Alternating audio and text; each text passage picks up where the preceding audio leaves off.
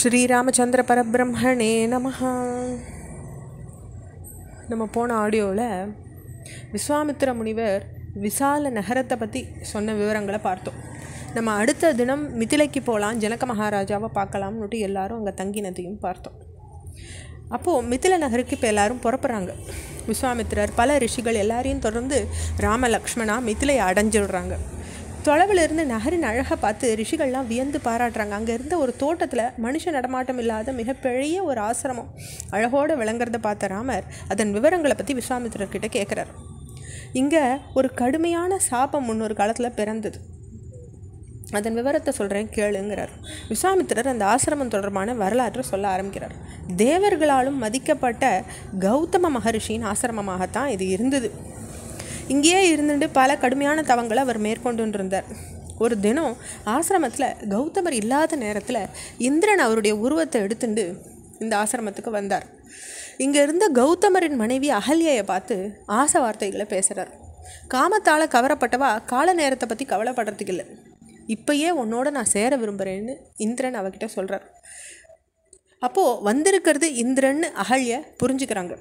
தன்னுடைய கணவரான கௌதமர் உருவத்தை தாங்கிட்டு அவன் வந்த போதும் உண்மையில் அவன் யாருன்னு புரிஞ்சுட்டுட்ட அகல்ய தன் மீது இந்திரனே ஆசைப்படுறான்னு நினைப்பில் ரொம்ப கர்வம் அடைஞ்சாங்க. இந்த கர்வத்தினால் ஏற்பட்ட மகிழ்ச்சியில் அவனுக்கு அவங்க உடன்பட்டாங்க. பின்னர் தேவர்களுக்கெல்லாம் அரசனே என்னையும் காப்பாற்றி உங்களையும் காத்துக்கோங்க, விரைவில் இங்கிருந்து போயிடுங்கன்னு சொல்லி இந்திரனை கேட்டுக்கிறான். இந்திரனும் கௌதமரை நினச்சி பயந்தவராக ஆசிரமத்திலேருந்து புறப்பட்டுடுறார். ஆனால் தேவர்களாலும் தாங்க முடியாத தவ வலிமையுடைய கௌதம ரிஷி அக்னியை போல ஜொலிச்சுண்டு மற்றொரு சிவனை போலவே அந்த நொடியிலேயே அங்கேயே வந்து நிற்கிறார்.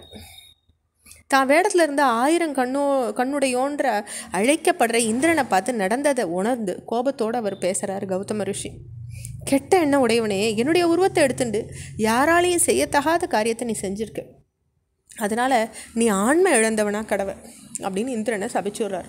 பிறகு தான் மனைவியை பார்த்து உண்ண உணவில்லாமல் காத்தையே உணவாக உட்கொண்டு புழுதியில் புரண்டு எவர் கண்களுக்கும் தெரியாதது ஒரு பிறவியாக இங்கேயே நெடுங்காலம் விழுந்து கிடக்கட்டும் நீ அப்படின்னு சொல்லிடுறார். நடத்த தவறினவளே, பின்னொரு காலத்தில் தூயவனான ராமர் இந்த இடத்துக்கு வருவார், அப்போ உன்னுடைய பாவம் போகும், அவரை பூஜித்து உன்னுடைய கெட்ட மனம் பரிசுத்தம் அடையும், அதற்கு பின்னர் உன்னுடைய பழைய உருவத்தை அடைஞ்சு நீ என்னையும் வந்து சேருவேன்னு சபிச்சுடுறார். கௌதமர் இமயமலை நோக்கி கிளம்பிடுறார். இப்படி சொன்ன விஸ்வாமித்திரர் பின்னர் அக்னி முதலான தேவர்களுடைய அருளால் இந்திரனின் சாபம் கடுமையாக நீங்க பெற்றதையும் விவரிச்சுட்டு மேலும் தொடர்றார். ராகவா, புண்ணிய சீலரான கௌதம ரிஷியின் ஆசிரமம் இதுதான். நீ அதில் நுழையிறதுனால ரொம்ப அழகியான அகல்யனுடைய சாபம் நீங்கி பாவமும் விலகி தான் பழைய உருவா அவள் அடைய போகிறா, நீ வாப்பான்னு அழிச்சின்னு போகிறார். விஸ்வாமித்திரனுடைய சொல்லை ஏற்றுண்டு ராம லக்ஷ்மணா பின்தொடர கௌதமரின் ஆசிரமத்துக்குள்ளே இவாளாக நுழையிறா. தேவர்கள் அசுரர்கள் மனுஷான்னு எவர் பார்வைக்கும் தெரியாதவளா அங்கே இருந்த அகல்யைய ராமர் அங்கே பிரவேசித்ததும் தான் பழைய உருவா அடைஞ்சா. அவருக்கு முறையாக பூஜைகளை செஞ்சா.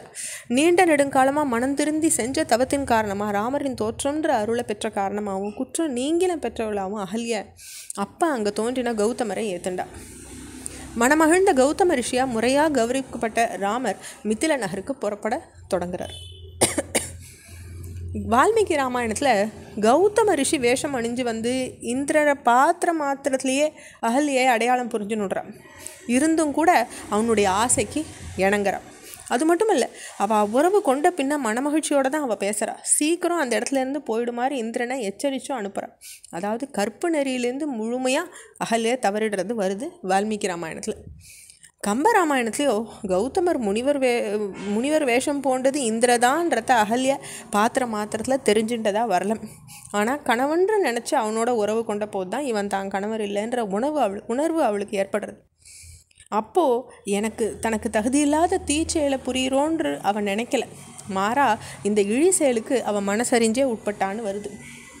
வால்மீகி ராமாயணத்தின்படி அகல்யா செஞ்சது முழு பாவம்னாக்கா கம்பரின் இடத்துல அது முக்கால் பாவம், அவ்வளவுதான் வித்தியாசம். துளசி ராமாயணத்தில் இதெல்லாம் தவிர்க்கப்பட்டிருக்கு. அகல்யா தவறிழைச்சு சபிக்கப்பட்டான்ற அளவோட துளசிதாசர் நிறுத்திக்கிறார். இதோடைய தொடர்ச்சியை நம்ம அடுத்த பகுதியில் பார்ப்போம். ஸ்ரீராமச்சந்திர பரபிரம்மணே நமஹ.